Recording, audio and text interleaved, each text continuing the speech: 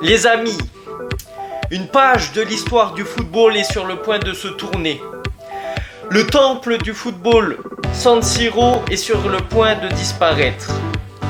Un nouveau chapitre est en train de s'écrire pour l'AC Milan avec un nouveau projet, un nouveau stade, mais pour quel prix?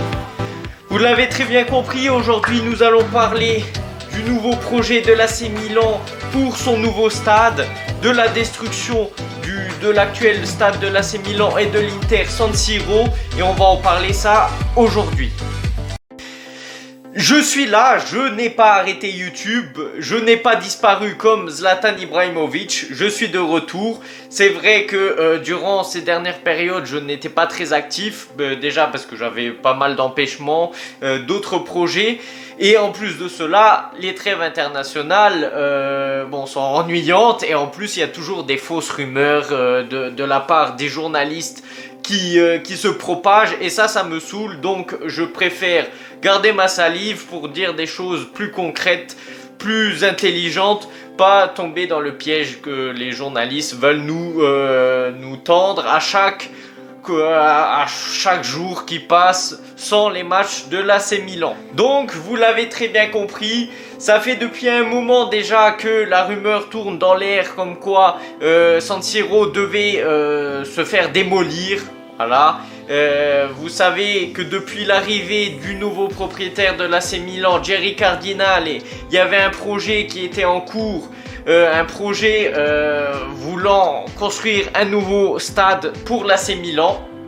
De base, le projet était prévu de faire un stade tout seul, uniquement pour l'AC Milan. Mais encore une fois, le propriétaire de l'AC Milan échoue et ne tient pas ses promesses, alors qu'ils avaient promis qu'ils allaient faire un stade pour l'AC Milan, flamboyant, tout neuf, un des plus beaux stades au monde, uniquement pour l'AC Milan. Mais encore une fois, ils ont échoué. Donc, tout part de ces dernières semaines où la commune de Milan, de la ville de Milan, pour ceux qui ne savent pas, en gros San Siro ou Giuseppe Meazza, voilà, ça dépend, je crois, si tu es supporter de l'AC Milan ou de l'Inter. Mais du coup, ce stade appartient à la municipalité de Milan, ce qui fait que les deux clubs louent le stade. Donc, ce qui fait que les revenus sont moindres comparé à, par exemple, un stade du Bernabéu qui appartient au Real Madrid et qui génère des revenus toute l'année, et c'est des revenus, tout ça, qui peuvent être réinvestis dans le club et réinvestis sur le mercato.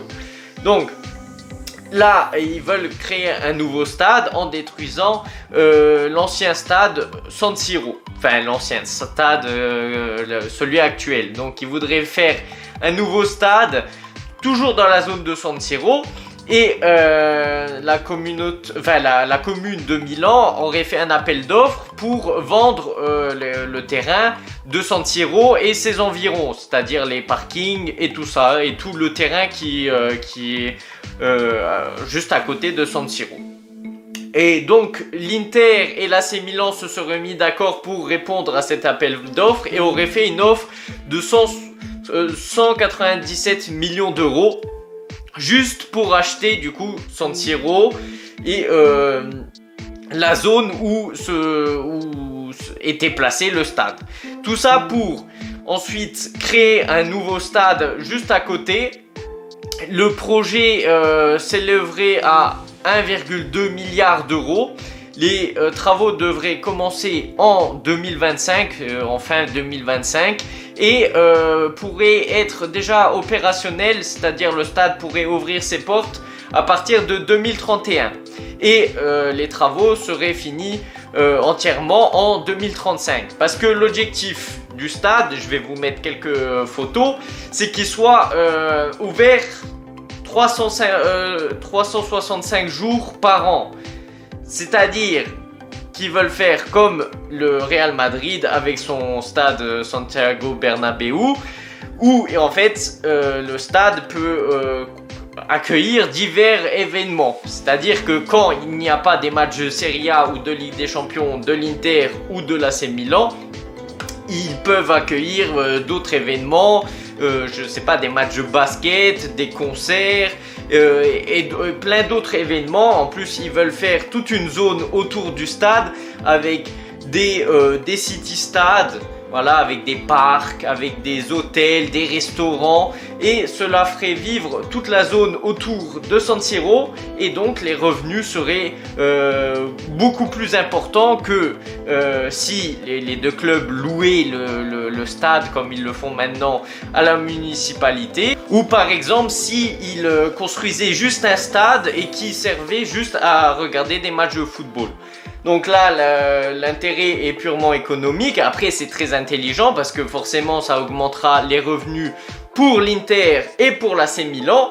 Après, ce qui est dommage, c'est que c'est un stade partagé entre les deux clubs milanais. Donc, bon, enfin, non, j'allais dire on touche du bois parce que non, moi, j'aimerais toujours avoir un stade à moi-même, à l'AC Milan. J'ai pas envie de le partager avec l'Inter. Bon, jusque maintenant, on s'était habitué à partager San Siro avec l'Inter parce que c'était la tradition. Après, le stade, il a 100 ans. En plus, c'est dans les traditions italiennes apparemment de partager les stades. On voit entre l'AS Roma et la Lazio à l'Olimpico de Rome. On le voit à Gênes. On le voit dans d'autres clubs, à l'AC Milan, ce qui fait que les clubs italiens, économiquement parlant, en plus pour la plupart, ils louent le stade, enfin ils payent tous les mois une location du stade auprès de la municipalité. Donc forcément leur pouvoir économique est moindre que d'autres clubs en Europe, comme le Santiago Bernabéu ou les clubs londoniens par exemple comme Chelsea ou d'autres clubs d'Angleterre qui sont beaucoup plus forts économiquement parlant parce qu'ils ont leur propre stade et donc ils ont leurs propres revenus qu'ils ne doivent pas partager avec la municipalité ou avec leur plus grand club rival. En Angleterre, chaque club a son propre stade et ils s'en sortent très bien comme ça. Après bon, en Italie malheureusement on n'a pas ce pouvoir économique malheureusement depuis un certain temps. La Serie A est assez pauvre, elle a été appauvrie par les dernières crises et encore en 2025 on se retrouve à faire des projets en divisant un stade entre les deux gros clubs de Milan. Donc pour moi c'est assez ridicule. Surtout que comme je l'ai déjà dit, Jerry Cardinal s'était présenté avec un projet de faire le stade de l'AC Milan tout seul.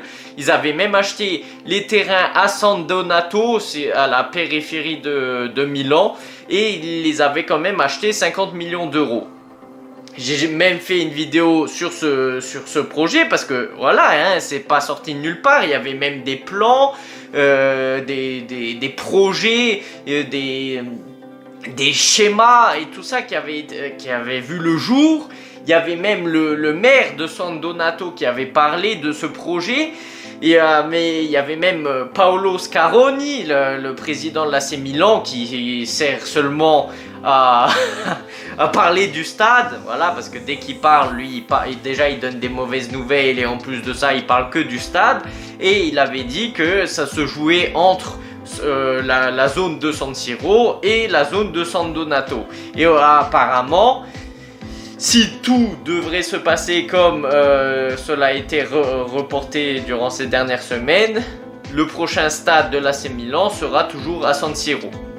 Donc, comme je l'ai déjà dit, ils veulent détruire le stade San Siro, mais pas entièrement, parce qu'ils voudraient garder seulement une tour, il me semble, de San Siro, avec une partie de la Curva Sud pour faire un monument. De toute façon, ils vont faire une zone assez design autour de San Siro. On le voit à travers les schémas et les croquis que je vous montre.